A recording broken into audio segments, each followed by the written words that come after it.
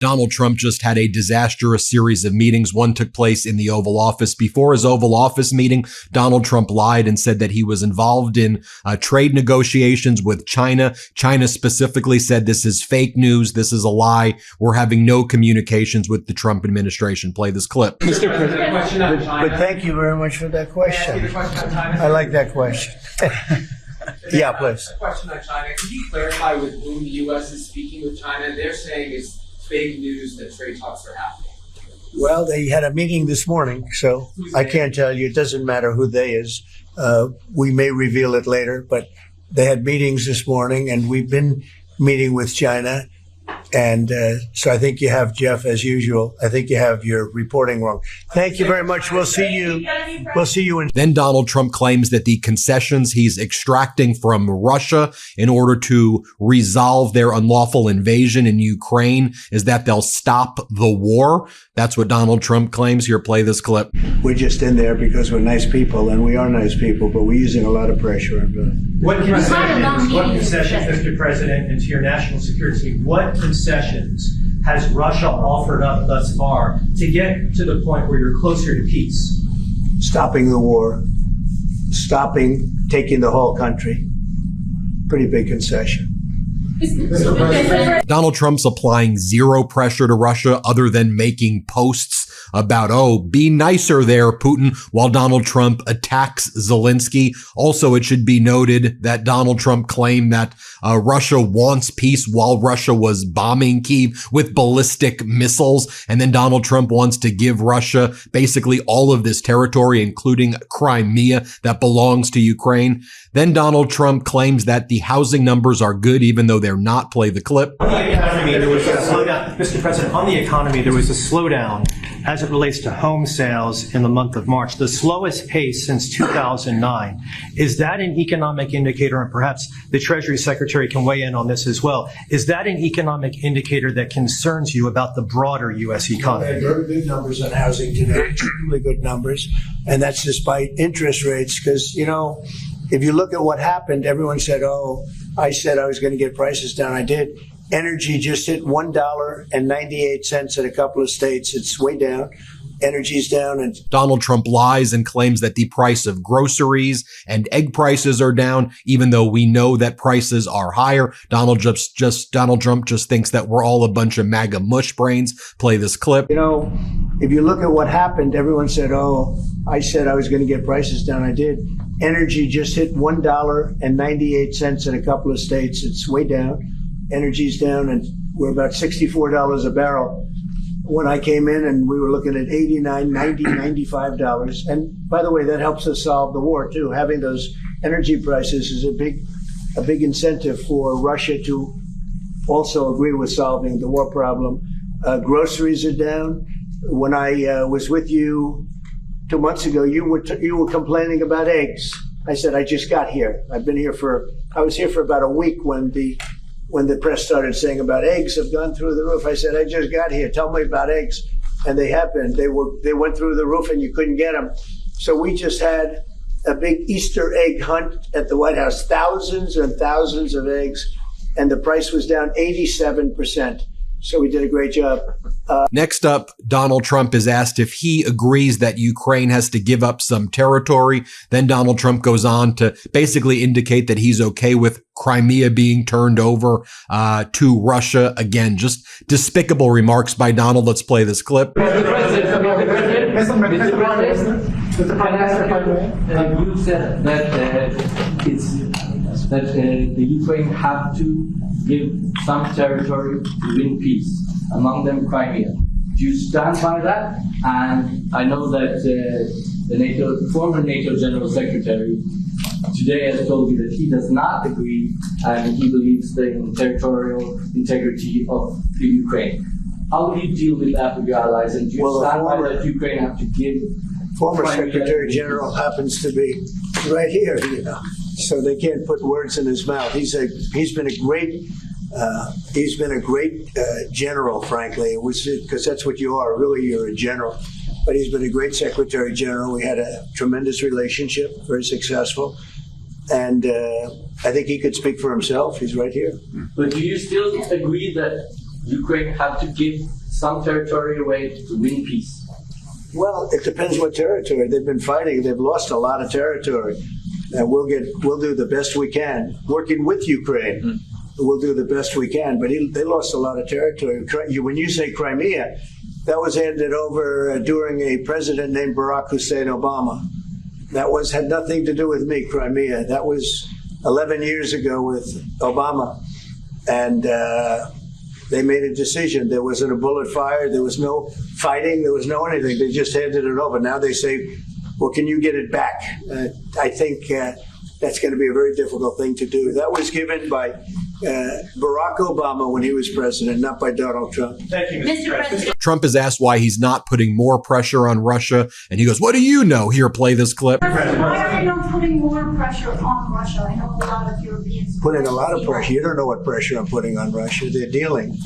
You have no idea what pressure I'm putting on Russia. We're putting a lot of pressure. Can you maybe tell us that? We're putting a lot of pressure on Russia, and Russia knows that, and some people that are close to it know, or he wouldn't be talking right now. The Prime Minister understands that better than anybody. He wouldn't be talking right now. He's talking, and we're putting a lot of pressure. I think he wants to make a deal. We're going to find out very soon, but it takes two to tango, and you have to have Ukraine want to make a deal too, and they're being hit very hard.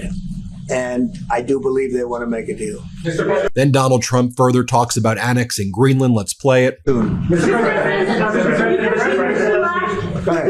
to lack support from NATO allies in your goal of obtaining Greenland. How will you proceed if you don't get that support? Well, Greenland's going to be interesting, but that's for another day. I think we need that for international peace. What are you expecting on your And allies? if you don't have that, I think it's a big threat to our world. So I think Greenland's very important for international peace. Yeah, please go ahead. Then we heard from Scott Bessent. Let's play this clip right here. We are making some great inroads and great deals. You might want to speak about that, Mr. Secretary. We had a very successful bilateral meeting with the Republic of South Korea today.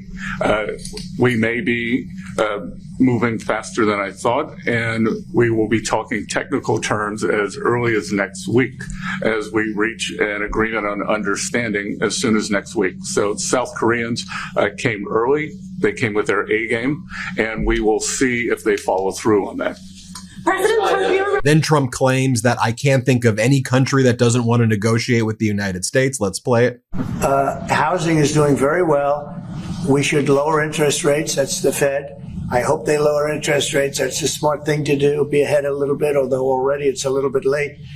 But in the end, we just have a great country. We have a very strong country, and we have every other country. I can't think of one country that doesn't want to negotiate a deal. And they either negotiate a deal or we set a deal that we think is fair. Because we don't have to go through all of these. It would be physically impossible. You know, you have so many people that really understand it, which is a very small group of people here. And we are going to, at some point, just set prices for deals. Some will be tariffed. Some treated us very unfairly. They'll be tariffed higher than others. But we've been ripped off for many, many years. The United States has been ripped off like no country probably in the history of the world has been ripped off for 45, 50 years. And countries. Donald Trump then says that he's questioned about the U.S. having a trade surplus with Norway. And then Donald Trump just has no clue what's even being asked. Let's play this clip. We took care of the situation. There are some, Mr. President. Yeah, please go ahead. Norwegian statistics are showing that the U.S. actually has a trade surplus with Norway. Are you going to be looking into that and see which of the countries are actually in a trade surplus? Yeah, well, with the United States, almost everybody has a surplus. But not only It's really an amazing, numbers. it's an amazing phenomenon. No, there's a surplus of a couple of $1 billion I think you have with us. I congratulate you. That's very good. We got to get a little bit of that for ourselves, maybe. But they do have a surplus. Norway has a surplus. Mr. President, in the current tariff situation. Here, Donald Trump claims that both Zelensky and Putin want peace again as Russia is bombing Ukraine with ballistic missiles. Let's play it. Mr. President, on Russia, do you still believe that Putin is serious about peace given the events overnight in Ukraine? And if that bombing doesn't end, are you considering new sanctions on Russia? So we are thinking that very strongly that they both want peace, but they have to get to the table. We're waiting a long time. They have to get them to the table. And I think we're going to get peace. We want to save 5,000 young people. I used to say 2,500. I now say 5,000. We have, Mr. Prime Minister, we have about 5,000 young people a week that are dying in that ridiculous war.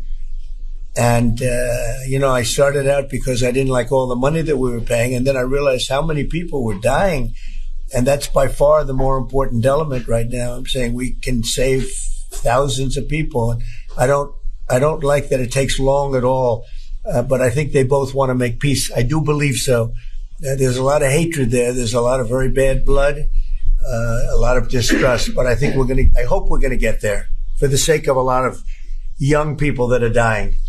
Then Marco Rubio tries to kiss Donald Trump's ass in public. Let's play it. Both very much looking to make a deal. Marco, what would you say? Well, first of all, what was put before our partners was options to discuss about things that it would take to end a war.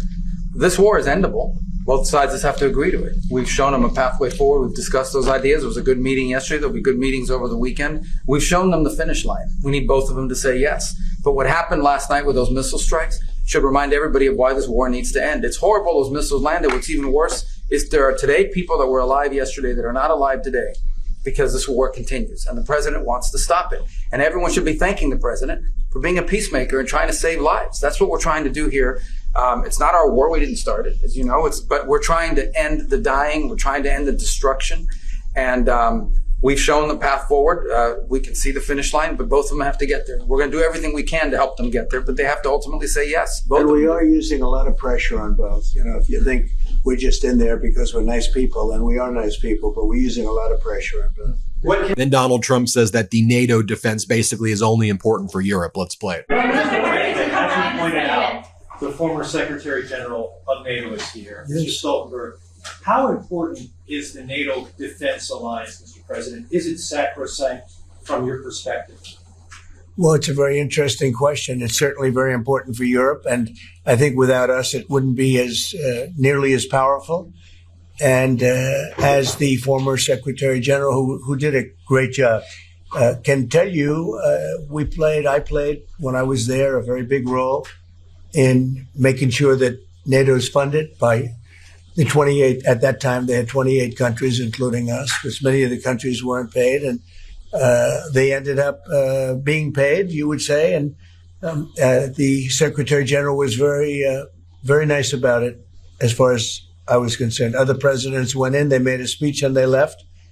And that kept going on. And, in the meantime, they had no money. And the United States was paying far more than its fair share. You could say that they were paying. I actually said sometimes it looked like 100%. And it was unfair. And the two of us worked very well together, and we took care of the situation.